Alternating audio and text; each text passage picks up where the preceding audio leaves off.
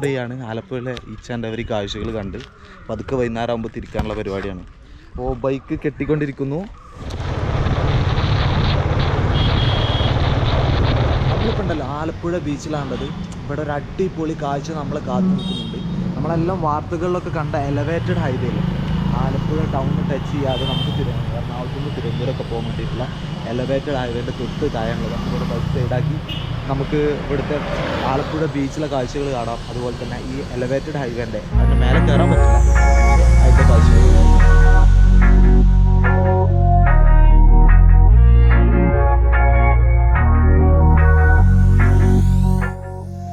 ആലപ്പുഴ ബീച്ചിലേക്കാണ് ഇറങ്ങിക്കൊണ്ടിരിക്കുന്നത്. ഇപ്പോൾ സമയം 10 മണിക്കായപ്പം നല്ല വെയിലാണ്. പക്ഷേ ഈ ആലപ്പുഴ ബീച്ചിൻ്റെ ഒരു സൈഡിൽ ഒരു തരത്തിലുള്ള മരങ്ങളുണ്ട്. ഈ മരത്തിൻ്റെ പേരെന്താണെന്ന് കറക്റ്റ് അറിയില്ല. ആ മരങ്ങളിലൂടെ ഈ ഭാഗത്ത് നല്ല തണലും ഇന്നലെ വൈകുന്നേരം ഇവിടെ ഹെവി ക്രൗഡായിരുന്നു. ഈ സമയമായിട്ടും ആളുകളെല്ലാം ഉണ്ട്. നമ്മളെ സാധാരണ ബീച്ച് പോലെയല്ല, കടലിലേക്ക് 500 മീറ്ററോളം നടത്തുകയാണ്. അവിടെ ആലപ്പുഴ ബീച്ചിലെ കാഴ്ചകൾ കാണാം.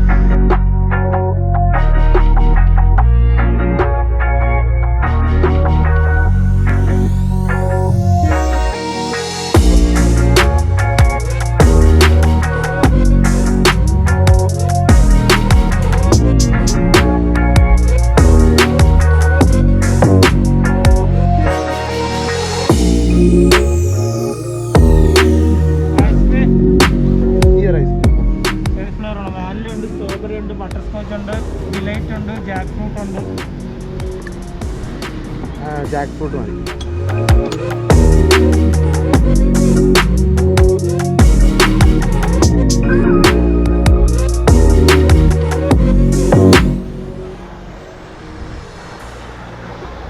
നല്ല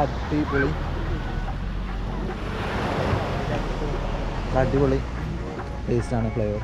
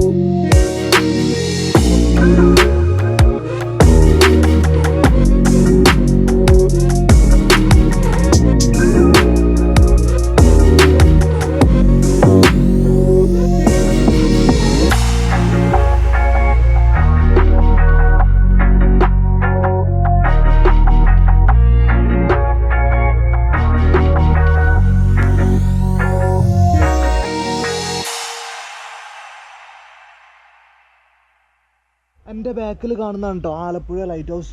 അതാണ് ആലപ്പുഴ ലൈറ്റ് ഹൗസ്. അപ്പോൾ ആലപ്പുഴ ബീച്ചിൽ നിന്ന് ഒരു 200-300 മീറ്റർ മാത്രമേ ഉള്ളൂ. ഒരു റെയിൽവേ പാലം കഴിഞ്ഞാൽ ഉടനെ നമ്മൾ ഈ ലൈറ്റ് ഹൗസിലെത്തും. ലൈറ്റ് ഹൗസ് പണ്ട് കാലത്ത് കപ്പലുകൾക്ക് ഡയറക്ഷൻ കാണിച്ചു കൊടുക്കാൻ വേണ്ടിയിട്ട് ഉണ്ടാക്കിയതാണ്. ഇത് ഭാരത് സർക്കാരിൻ്റെ കപ്പൽ ഗതാഗത മന്ത്രാലയത്തിൻ്റെ ഒരു ഭാഗമാണ്. അൺഫോർച്ചുനേറ്റ്ലി നമ്മുടെ ലൈറ്റ് ഹൗസ് ഇപ്പോൾ ഓപ്പൺ അല്ല. ഈ കോവിഡ് പാൻഡമിക് കാരണം ഓപ്പൺ ആയിട്ടില്ല. എപ്പോഴാണ് ഓപ്പൺ ആവുക എന്നുള്ളതിനെക്കുറിച്ചും അറിയില്ല.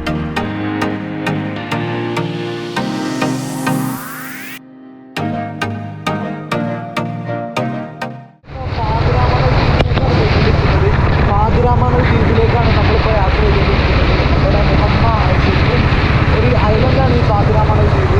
ഒരുപാട് പ്രത്യേകതകളുള്ള ഒരു ദ്വീപാണ് ശരിക്കും. അപ്പോൾ നമുക്ക് അവിടുത്തെ വിശേഷങ്ങൾ കാണാം. ജസ്റ്റ് അവിടെ പോയി നോക്കാം. കൊറോണയ്ക്ക് ശേഷം ഓപ്പൺ ആണോ എന്നൊന്നും അറിയില്ലല്ലോ. പിന്നെ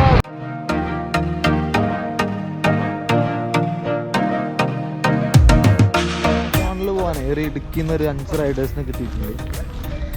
ശരിക്കും ഇവിടെ സിംഗിളായിട്ട് കൊണ്ടുപോകില്ല. 500 രൂപയാണ് ബോട്ടിങ്ങിന് വേണ്ടി പോയിക്കൊണ്ടിരിക്കുകയാണോ.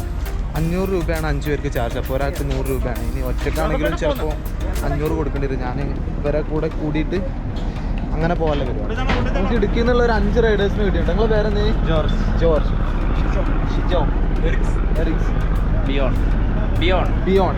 എത്ര ദിവസം നിങ്ങൾ ഇറങ്ങിയിട്ട്? ഇന്നലെ വൈകിട്ട് ഇറങ്ങി. നിങ്ങളെ ഡെസ്റ്റിനേഷൻ ആലപ്പുഴയാണോ? ഓക്കെ.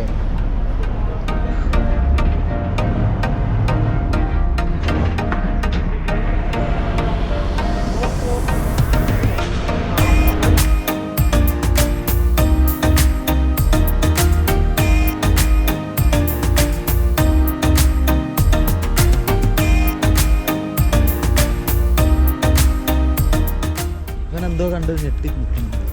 43 കിലോമീറ്ററോ? അല്ല 53 കിലോമീറ്റർ നടന്ന് നീന്തി പോകേണ്ടി വരും ചിലപ്പോൾ. പാതിരാമണൽ പക്ഷി സങ്കേതത്തിലൂടെ പക്ഷികളെ തേടി ഞങ്ങളിങ്ങനെ നടക്കുകയാണ്. ഇവിടെ ഒരു കാക്ക വരെ പാർന്ന് കാണാനില്ല. ചിലപ്പോൾ റെസ്റ്റിംഗ് ടൈം ആയിരിക്കും അല്ലേ ഉച്ചക്ക്?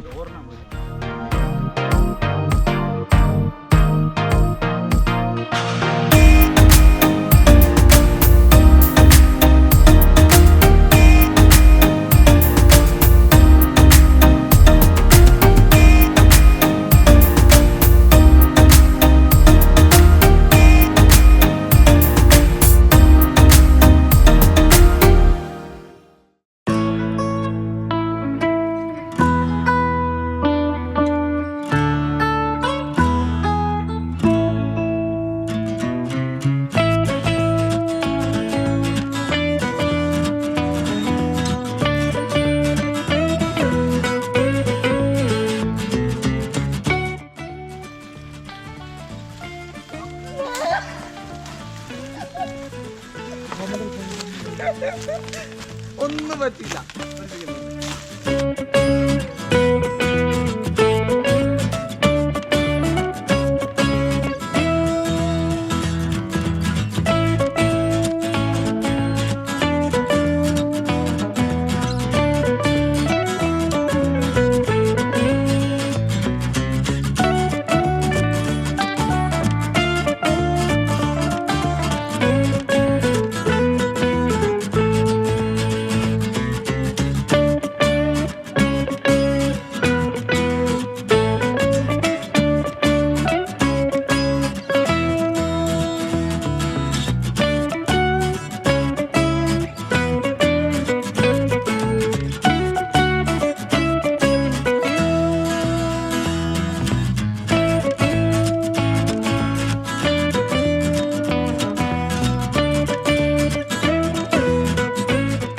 പാതിരാമണൽ ദ്വീപിൽ നിന്ന് തിരിച്ചു പോകാൻ കേട്ടോ. മീൻസ് ഒരുപാട് തരത്തിലുള്ള വൈവിധ്യങ്ങളുള്ള സസ്യങ്ങളും വള്ളിപ്പടർപ്പുകളും ഒക്കെയുള്ള അടിപൊളി സ്ഥലമാണ് ഈ പാതിരാമണൽ ദ്വീപ്. അപ്പോൾ നമ്മൾ ഇവിടുന്ന് തിരിച്ചു പോകാൻ.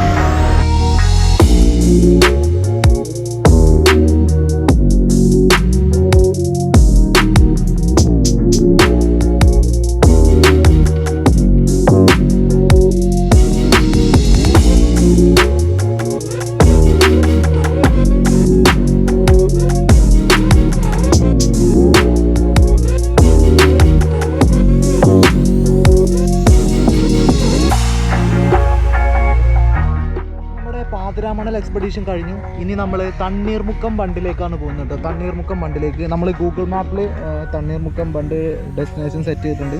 ഇവിടുന്ന് 9 കിലോമീറ്റർ മാത്രമേ ഉള്ളൂ. നമ്മൾ ഗൂഗിൾ മാപ്പ് യൂസ് ചെയ്യുന്നതുകൊണ്ട് വഴിയൊക്കെ എല്ലാവർക്കും അറിയുന്നതായിരിക്കും എന്ന് വിചാരിക്കുകയാണ്. അപ്പം ഗൂഗിൾ മാപ്പിനൊക്കെ നമുക്ക് ട്രസ്റ്റ് ചെയ്യാൻ പറ്റുള്ളൂ, ബുദ്ധിമുട്ടൊന്നുമില്ല. അപ്പം നമ്മൾ തണ്ണീർമുക്കം ബണ്ട് കാണാൻ പറ്റും.